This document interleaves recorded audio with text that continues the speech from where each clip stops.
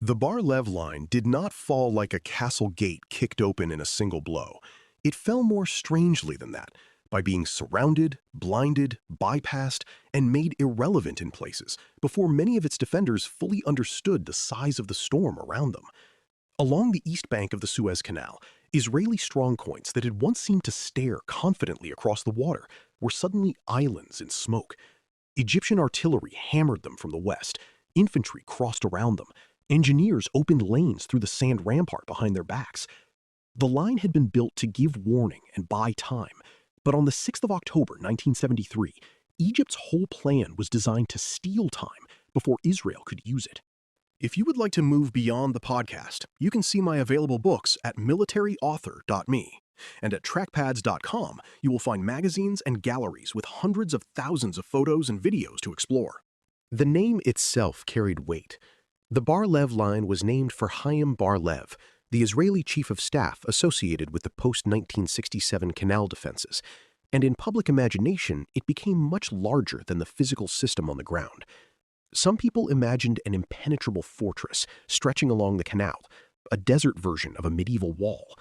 Others later dismissed it as a costly illusion, proof that Israel had grown careless after victory. Both images miss the truth. The Bar-Lev Line was not a continuous barrier meant to stop an army by itself. It was a chain of fortified positions, sand embankments, observation posts, roads, and support arrangements meant to delay an Egyptian crossing until Israeli reserves, especially armored reserves, could arrive and counterattack. That distinction matters because the line's failure was not simply a failure of concrete, sand, and wire. It was a failure of the assumptions attached to them. Israeli planning expected that if Egypt tried to cross, the forward posts would report, resist, and hold long enough for tanks to move toward the canal. The defenders in the strongpoints were never supposed to defeat the Egyptian army alone. Their job was to anchor the front for the first crucial hours. But Egypt did not attack as a hesitant force feeling its way across a defended obstacle. It attacked with a rehearsed system of artillery, infantry, engineers, anti-tank teams, and air defense. The line was built for delay. Operation Batter was built to deny delay. For the Israeli soldiers inside those strongpoints, the opening of the war must be understood at human scale. They were not symbols of doctrine or pieces on a staff map. They were men in bunkers and firing positions, suddenly under a bombardment that made the canal front feel as if it had erupted all at once. Communications became difficult. Observation was obscured. Dust and smoke blurred the water and the far bank.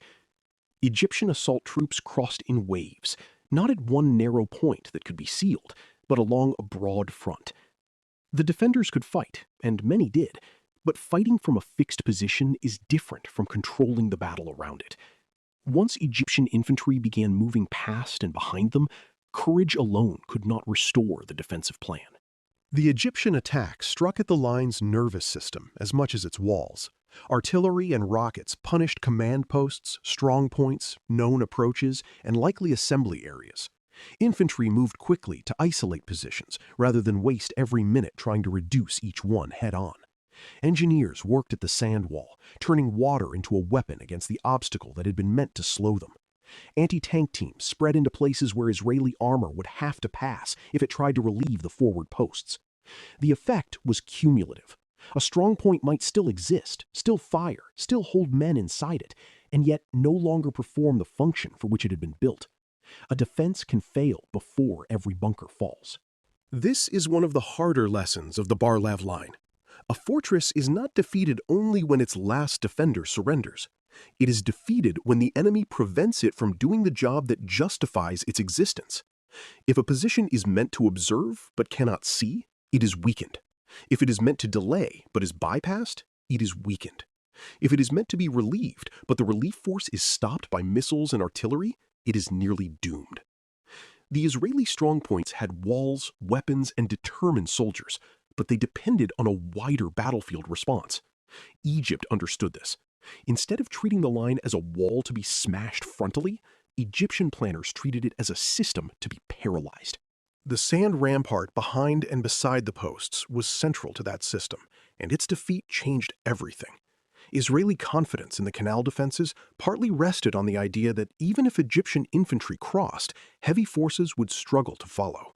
Tanks and trucks would be delayed while assault troops remained exposed. But as Egyptian engineers opened lanes, the situation changed from raid to bridgehead. Once vehicles could move through the breaches and bridges could begin to operate, the East Bank no longer belonged to scattered infantry alone. The line's forward posts found themselves facing not a brief incursion, but the first stage of an army's return to Sinai. The Bar-Lev Line had been designed to help stop a crossing before it matured. The crossing matured faster than expected. Israeli armor, moving toward the canal in those first hours and days, entered a battlefield that the line had not been able to stabilize. Tank crews expected to do what Israeli tank crews had often done: move fast, close with the enemy, use initiative and gunnery, and restore a collapsing situation by offensive action. But the approaches to the canal were now covered by Egyptian infantry with anti-tank weapons, artillery fire, and positions formed in the expanding bridgeheads. Tanks that arrived without sufficient infantry coordination or clear intelligence were vulnerable. The problem was not that Israeli armor had suddenly become useless. It was that the line's rapid collapse forced armor into a fight for which the enemy had prepared carefully. The relief force was pulled into the trap that the strongpoints were supposed to help prevent. Nor could Israeli air power simply erase the problem. The Egyptian missile umbrella along the West Bank and Canal Zone made the sky far more dangerous than it had been in 1967. Aircraft could still strike, and Israeli pilots still took enormous risks, but the old assumption that the Air Force could freely punish Egyptian formations did not hold in the opening phase. This mattered deeply for the Bar-Lev Line. Fixed defenses need help when they are attacked in strength, and Israeli doctrine expected that help to come from tanks and aircraft. Egypt's plan struck both helpers at once. Anti-tank weapons made armored relief costly, while air defense systems complicated aerial support.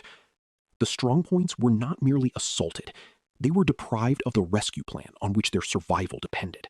As the hours passed, the line's reputation collapsed faster than some of its individual positions. Some posts were overrun, others were surrounded. A few held out stubbornly, reminding us that battlefield collapse is never uniform and never as neat as later summaries suggest. There were defenders who fought from isolated positions, commanders who tried to make sense of fragmentary reports, and soldiers who endured a terrifying reversal of everything the canal defenses had promised. Yet from the operational point of view, the line had failed in its essential mission. It did not prevent the crossing. It did not buy enough time for an immediate successful armored counterstroke. It did not preserve Israeli control of the East Bank. The canal frontier, so long treated as a controlled danger, had become a widening breach. For Egypt, the fall of the Bar-Lev Line carried immense symbolic force. Since 1967, that East Bank had represented humiliation and Israeli confidence. Now, Egyptian flags and soldiers stood where they had been absent for 6 years. But the achievement was more than psychological. By neutralizing the line, Egypt proved that its army had learned how to fight a different kind of battle from the one it had lost in 1967. The victory belonged not to tanks alone, nor to infantry alone, nor to artillery alone. It belonged to the combination.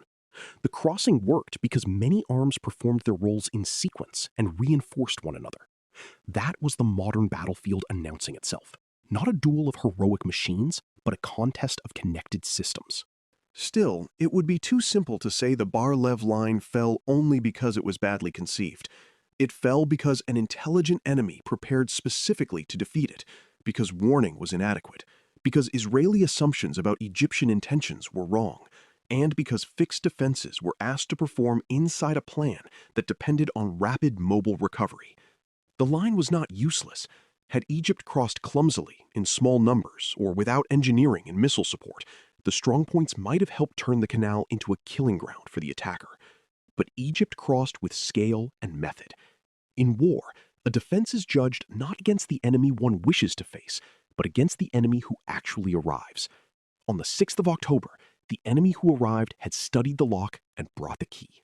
The fall of the Bar-Lev Line deserves attention because it marks one of the great reversals in the history of armored warfare after the Second World War. Israel had inherited a powerful belief in mobile armor and fast decision, and that belief was rooted in genuine battlefield success. Egypt did not defeat that tradition by producing a better tank or a more daring tank charge.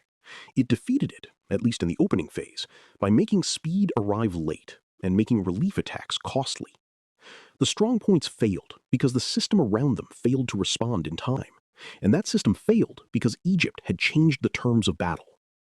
From Cambrai onward, commanders had dreamed of using machines to break trench lines and fix defenses. Here, the lesson twisted back on itself. Fixed defenses fell because the attacker had mastered a combined system that trapped the defender's machines. By the time the Bar-Lev Line had lost its grip on the canal, the war had entered a new and more dangerous stage. Egypt had its bridgeheads, Israel had its shock, and the old frontier was gone. The line's fall did not decide the whole war, because Israel would recover, counterattack, and eventually cross the canal in the opposite direction. But it decided the emotional and operational meaning of the opening days. It showed that 1967 would not simply repeat itself. It showed that preparation could humble confidence, that engineers and infantry could shape the fate of armor, and that a defensive line can be impressive on paper while fragile in time. The Bar-Lev Line fell because Egypt did not merely attack it. Egypt made it belong to yesterday's war. You've been listening to Famous Tank Battles. These battles were never just about machines. They were about doctrine, terrain, firepower, logistics, and the hard problem of turning shock into victory. For more military history writing and books, visit militaryauthor.me. And for magazines, podcasts, and a massive archive of military photos and video, visit trackpads.com. Thanks for listening.